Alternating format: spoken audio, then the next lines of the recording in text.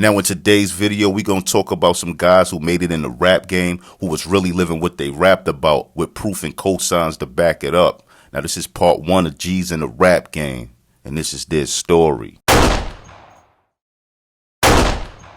Now, Diggs is probably one of the most authentic rappers ever to break inside the music industry. Growing up downtown Brooklyn in Gowanus houses, Diggs would begin to sell drugs at an early age and even been arrested as early as the age of 14 years old. Now, in the late 90s, 9/8 to be exact, supposedly Diggs would have a shootout with rivals in Wyckoff houses where an innocent bystander was shot in the head. Now, Diggs was a high-ranking member of the murderous Mad Dog Bloods and was in control of most of the drugs sold in Gowanus projects, where he had several stash houses. Now, it's even said that Diggs was connected to 3 murders, where witnesses said they seen Rod do it with their own eyes. And Diggs himself would be shot. On October 7th, 2001, Rod would be shot in his left leg over a drug dispute. And while recovering from his injuries in Kings County Hospital, it said that Diggs' cousins would kill the shooter that shot him. Now, you may have heard Diggs speak on this situation on a freestyle with Uncle Murd3r to Young Jeezy Slow Down beat. And Diggs says on his track, "I don't respect the shooter cause he shot me in the legs, and 2 days later the little was dead. If he was smart, he would have shot me in the head cause I could get you shot from a hospital bed." Now, after living a long life of crime,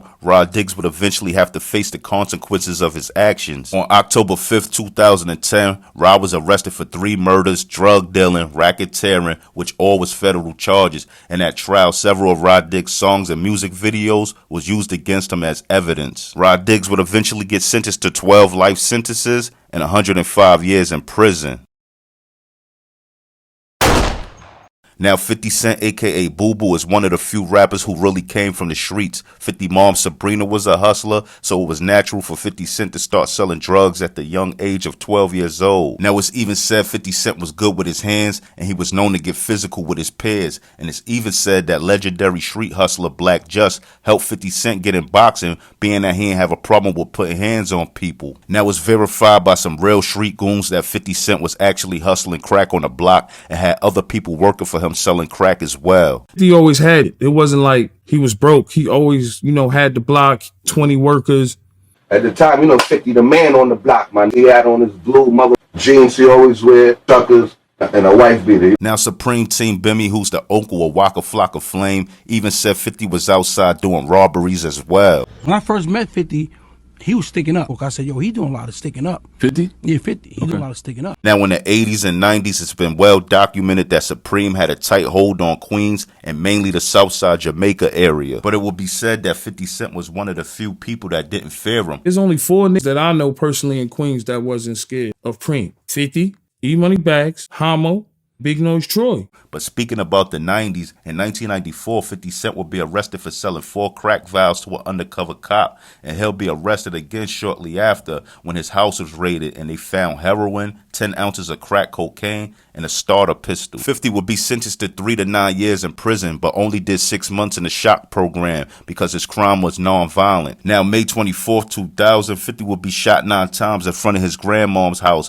before becoming a big hip-hop superstar. And through the years, 50 Cent had run-ins with Suge Knight, Haitian Jack, and beefs with gangsters like Preem, Jimmy Henchman, and World. And now 50 Cent is very successful in the hip-hop music industry, and those days seem to be far behind him. And not to mention, most of his enemies are either dead or in jail. Now, Tru Life is a rapper from the Lower East Side of Manhattan, New York, known as the LES. Now, a lot of people was calling him a terror to Dipset in the DVD era. Now, Tru Life would slightly be introduced to the world after his feud with Mobb Deep, even though Tru Life got his first record deal in 1999, signing to DreamWorks. But it seems like Tru Life wouldn't really start the buzz until his beef with Mobb Deep, which started because Tru Life was mad at Prodigy for using a verse he paid Prodigy for on another record. Now, after Tru Life felt like he was being played by P because he was reaching out to Prodigy, but P was basically ignoring him, Tru and his entourage are running Mobb Deep's studio, robbing and stripping members of the infamous mob, which was explained on the Beef DVD. Now, Tru will also make his rounds holding down Jim Jones along with JoJo Capone, helping Jimmy get out of several incidents he was in. And it's even said after Jim Jones and Dipset fight fight with Junior Mafia at the Rucker, Tru was the one called to hold Jimmy down. But after Jim Jones and Tru Life cousin Jojo Capone fell out over an agreement that Jimmy didn't hold up his end of the bargain, Tru Life decided to ride on everybody in Dipset. From popping on Camron and having Jim Jones and a few Dipset members robbed for their chains, and an altercation that happened between Tru Life people, Jewel Santana and Jim Jones, where Jim Jones' ring was taken. I'm downtown at the club by myself, Dolo. Tru Life and like 3 out of car. I was like, yeah, Dipset, da-da-da. We get into an altercation down at the club. It's like 3 or 4 and it's me. So we get in an altercation.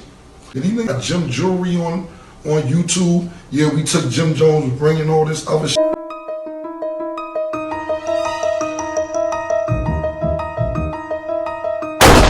Now, after all of these incidents Tru was involved with, Tru Life street credit go through the roof, and he was looked at as a rapper you ain't really want to play with. But in 2009, Tru Life and his brother will be charged with second-degree murder and gang assault for stabbing and killing a man in an apartment lobby. In 2011, Tru Life pled guilty to gang assault and was sentenced to 8 years in jail. Now, Trick is a rapper from Detroit. He's known for putting Detroit on his back and making sure all rappers coming to Detroit show his hometown some love. Some people call it extortion or friendly extortion, but he considered it to be showing respect by checking in. Now, the whole no-fly zone movement was created so Detroit artists could get love from other rappers from other towns coming to Detroit to do business. Basically, Trick feel if you're from another town and you coming to Detroit to do business or a show, he wants you to look out for someone from his hometown while you out there. Now, Trick is known for situations where he jumped and beat up Trick Daddy and even had a brawl with the Locks. Now, it was even big news that Trick beat up and robbed Young Berg for his Transformer chain and even had an altercation with Jim Jones where he was shot. That happened to him, bro. I was over there talking to his bodyguard. During his assault, I was having a conversation with his bodyguard. Trick would deny the last 2 claims ever happened, but the streets say different. We're in Detroit right now, as we speak. Just finished leaving out casinos and gambling and all type of things that we like to do.